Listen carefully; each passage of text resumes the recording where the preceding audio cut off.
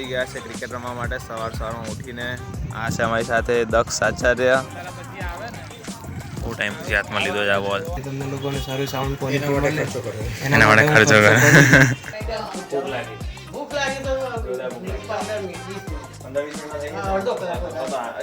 15-20 minute હવે અડધો કલાક ટાઈમ વધતો જાય. So hey guys, welcome to my new blog. તો લાસ્ટ વિડીયોમાં હું મેચ રમીને આવ્યો હતો. રાત્રે નાઇટ મેચ રમવા ગયા હતા અમે. તો હું રાત્રે 3 વાગે ઘરે આવ્યો એટલે અત્યારે ઉઠ્યો. અને સાચેમાં છે ને મારે બ્લોગ બનાવવાનું રહી જાય છે. આદત પડી નથી ને એટલી બધી બ્લોગ બનાવવાની, એટલે મગજમાંથી નીકળી જાય છે બ્લોગ બનાવવું. આવી ગયા છે ક્રિકેટ રમવા માટે સવારમાં ઉઠીને. આ છે અમારી સાથે દક્ષ આચાર્ય, ઓન ગ્રોઈંગ ઇન્ફ્લુએન્સર. હા હા, અને રીલ્સ તમે જુઓ ને ખબર નહીં શું થયું છે. મમ્મા છે કે મૂવ ઓન કરે એ ખબર નહીં પડે. શું કેવું? સામે ટીમ આવીને પ્રેક્ટિસ કરવા લાગી. અમારામાં કોઈ જ નહીં, અમે બી જાય. લાય બોલ, લાય બોલ. બહુ ટાઈમ પછી હાથમાં લીધો છે આ બોલ. દક્ષને બ્લોગિંગ કરવા મોકલી દીધો છે. સો અમે આવી ગયા છે અહીંયા પેલું સુદ કયું સર શોધ ફોટોગુડ્સમાં આવી ગયા છે. એન્કર ઉદિતનું માઇક લેવા માટે મેં ડિજિટેકનું માઇક લઈ લીધું છે. તમને લોકોને સારો ઓડિયો મળે, તમને લોકોને સારું સાઉન્ડ ક્વોલિટી મળે એના માટે ખર્ચો કરે. સાહેબ અમારા જોરદાર બતાવ્યા છે કે કયું લેવાય કે.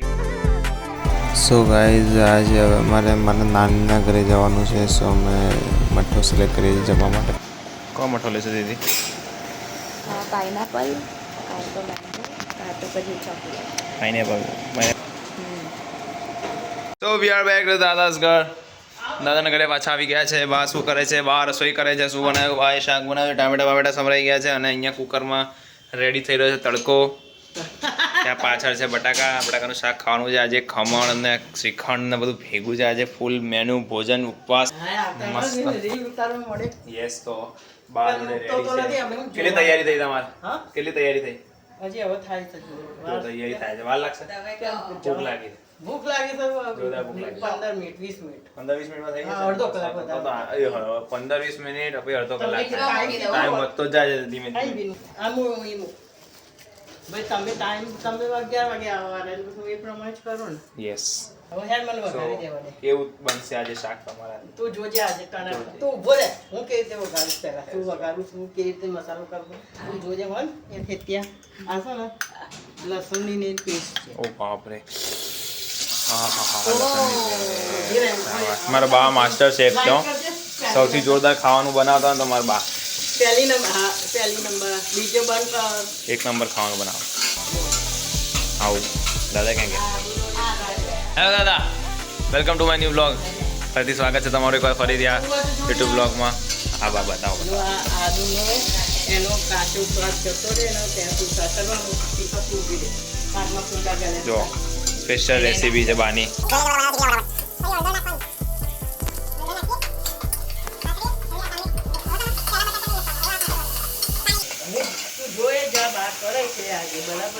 ચૂપ થઈ જાઓ, બા ના કરવા દે. તું બોલ ના કરે, ઇન્ટરફિયર ના કરે એના કામ. Okay okay, got it. હા, બટાકા નાખી દીધા છે.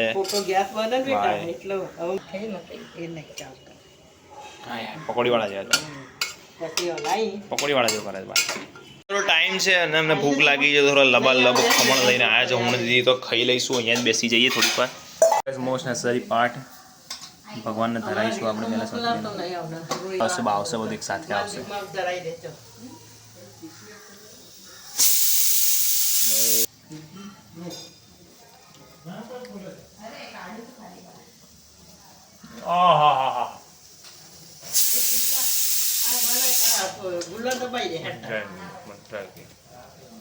જલારામ ખમણ જેવો ખમણ નહીં. બાત કરે. યસ ગાઈસ, બની ગયું છે શાક. લઝીઝ શાક દેખાય છે. ઓકે. વાહ, શું વાત છે? શું વાત છે દીદી? શું વાત છે દીદી? શું વાત છે? શું વાત છે દીદી? આ જો દીદી ગુલ્લા બનાવો. દીદી ગુલ્લા બનાવો. જો વાહ. આજુબાજુ ઘર અલગ હોય ત્યારે જ આવું જોવા મળે. આપણા ઘરે જોવા ના મળે. ચાલો આજો ઉપર તો બેન તૈયાર થઈ ગયા.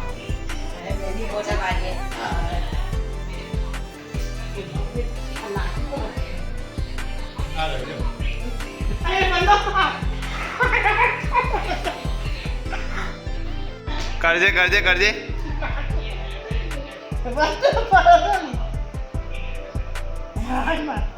નાકમાં જશે હવે. ગાઈસ સો યસ ઘરે આવી ગયા છે પાછા. આજે થોડું એડિટિંગનું વર્ક બાકી છે.